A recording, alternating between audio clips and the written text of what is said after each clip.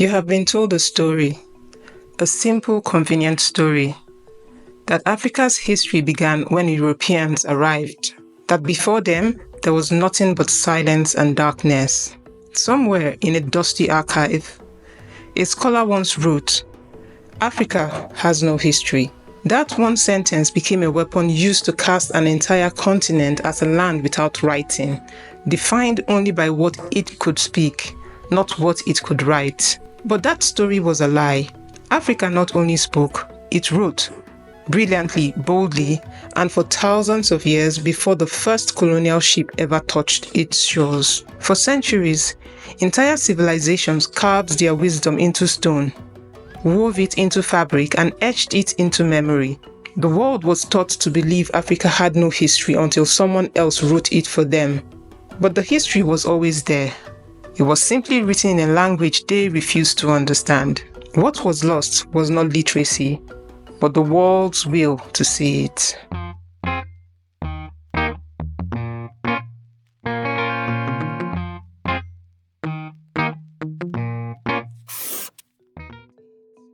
Now, before we uncover the continent's lost scripts, we have to talk about the oral tradition, the very thing colonizers used as proof of a so-called primitive Africa. Far from being rudimentary, African oral cultures developed some of the most complex systems of knowledge transmission in human history. In many African societies, history wasn't a dead thing trapped on paper. It was a living, breathing performance. Imagine a library not of books, but of people. Specialized professional oral artists, such as the griots of West Africa, served as the human libraries of their communities. After years of intense and specialized training, these men of memory could recite epic poems, royal genealogies, and legal histories that stretched back for centuries. They didn't just speak the words, they embodied them, often with music, in stunning performances that held their communities together. In these cultures, knowledge was synonymous with memory.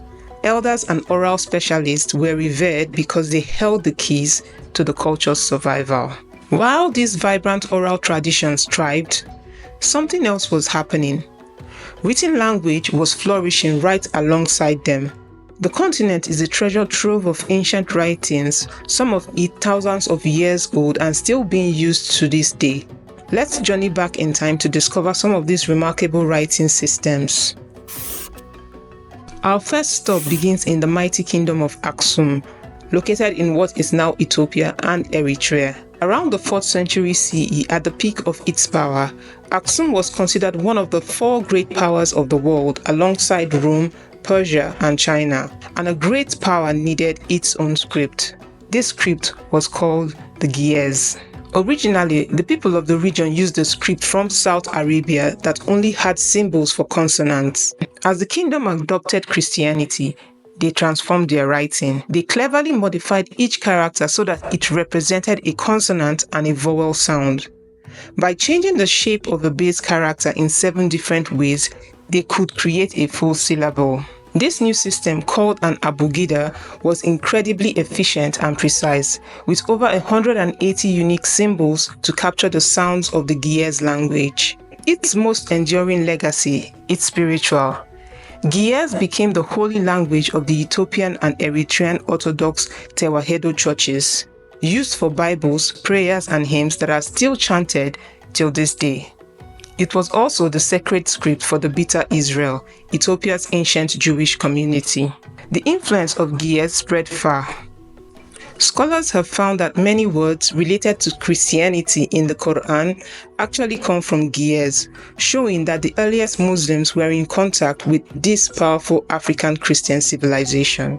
While people no longer speak griots in their daily lives, it is far from dead. It remains the beating heart of religious life for millions and serves as a parent script for modern languages like Amharic. Journeying south along the Nile into modern-day Sudan, we find the kingdom of Kush. For a time, Kush used Egyptian hieroglyphics, but around the 3rd century BCE, they decided to create a script for their own language, called the Meroitic script. The Kushites cleverly adapted Egyptian ideas to create 2 forms of their script. The first was the hieroglyphic form. This was their show of script, derived from Egyptian hieroglyphics like the name suggests. It was used for grand religious and royal messages carved into temples and tombs. The second was an everyday cursive form. This was the kingdom's workhorse. Derived from a simplified Egyptian script called Demotic, this cursive version was used for everything else: administration, records, and personal letters. In fact, about 90% of all Meroitic writings found is in this practical flowing script. The Meroitic script itself was a streamlined system of 23 characters. Then, in the forests of southwestern Nigeria and southwestern Cameroon, we find a completely different kind of writing called Nsibidi, dating back to at least 400 CE. Nsibidi is an ideographic system. This means its symbols don't stand for sounds, they stand for whole ideas, concepts, or actions. This made Nsibidi incredibly powerful. Because it wasn't tied to one spoken language, people from different ethnic groups like the Ejagam, Efik, Ibibio, and Igbo people could all use and understand it. It was a shared language of symbols that helped with trade, diplomacy, and law. Nsibidi was everywhere. Its vocabulary of nearly 1,000 symbols could be painted on walls, carved into gourds, etched on metal, tattooed on skin, or even drawn as gestures in the air.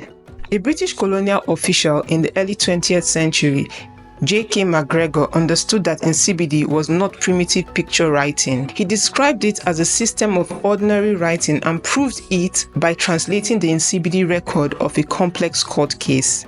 The symbols graphically detailed everything: the court meeting under a tree, the people involved, a man whispering to another, the winners hugging, and even a loser making a gesture of contempt. The record even included symbols showing the case was so complicated that wise men from other towns had to be brought in to help judge.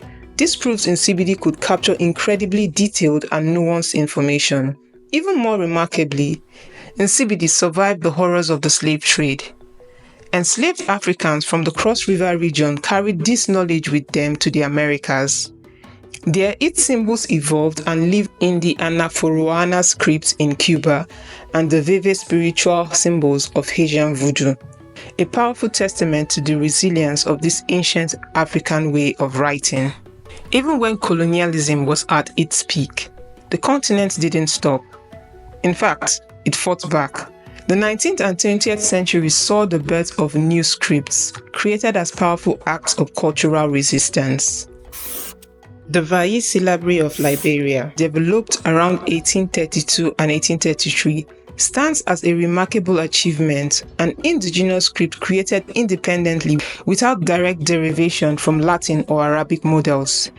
Its creator, Momolu Duwalo Bukele, didn't copy an European or Arabic script. He said the vision came to him in a dream, a source of power that needed no permission from a colonial officer. This syllabary, where each character represents a consonant-vowel combination, proved an immediate and enduring success, adopted for commerce, records, correspondence, and religious translation.